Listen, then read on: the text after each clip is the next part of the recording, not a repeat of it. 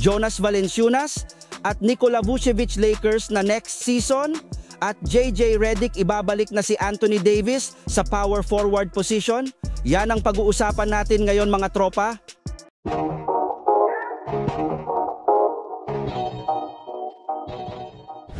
Kung inyo nga pong matatandaan, mismong si Brian Windhorst na ng ESPN ang nagsigurado na gagawa ng move at trade ang Los Angeles Lakers sa lalong madaling panahon. Sa katunayan, posible nga pong makuha nila ang isa sa kanila mga gusto na si Jonas Valanciunas ngayong taon. Ngunit gaya ng sinabi ko sa inyo, dahil kakapirma pa lang nito ng kontrata sa Wizards, ay kailangan pa nga ng Lakers na maghintay ng December 15 bago nila ito makuha. Kailangan nga po ni Rob Pelinka na maghintay ng ilang buwan para sa kanilang target na sentro. Pero kahit ganon, magiging worth it pa rin naman ito since kinumpirma ngayong araw na ititrade ng Washington Wizards si Valanciunas sa darating na December once pumayag na itong gawin ng liga. Sa madaling salita, pagtsatsagaan muna ng Lakers ang kanilang kasalukuyang frontcourt na binubuo ni na Christian Wood, Jackson Hayes hanggang sa makuha nila si Valanciunas para maging bagong katandem ni Anthony Davis para sa kanilang Twin Tower ngayong season.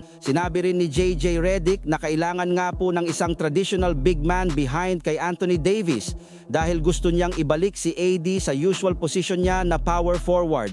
Bukod pa kay Valanciunas, ang isang player pa na dinidikit ngayon sa Lakers ay si Nikola Vucevic dahil gustong bitawan ang kontrata niya ng Bulls. Ang proposal sa trade ay si D'Angelo Russell kasama ang isang minimum contract player at second round pick. Win-win situation nga po ito para sa dalawang team dahil makakakuha ng isang big man ang Lakers na hindi gaano kalaki at katagal yung kontrata, plus makukuha naman ng Bulls si D'Angelo Russell na may expiring contract na. Magiging win-win situation yon dahil ang interest lang naman ng Bulls ay mabitawan talaga yung malalaking kontrata ng kanila mga players. Sa kabilang banda naman, ginulat muli ni Carlos Yulo ang buong mundo matapos niyang makuha ang kanyang pangalawang gold medal kagabi matapos siyang manalo sa Vault Finals.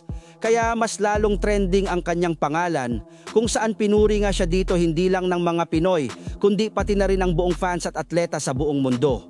At dahil nga sa pagkuha niya ng pangalawang gold medal, mas dumoble rin naman ang rewards at premyo na makukuha nito sa gobyerno at private sector. Sa katunayan, may ilang mga sikat na businesses at individual na ang nagbigay sa kanya ng premyo na siguradong mapapakinabangan nito.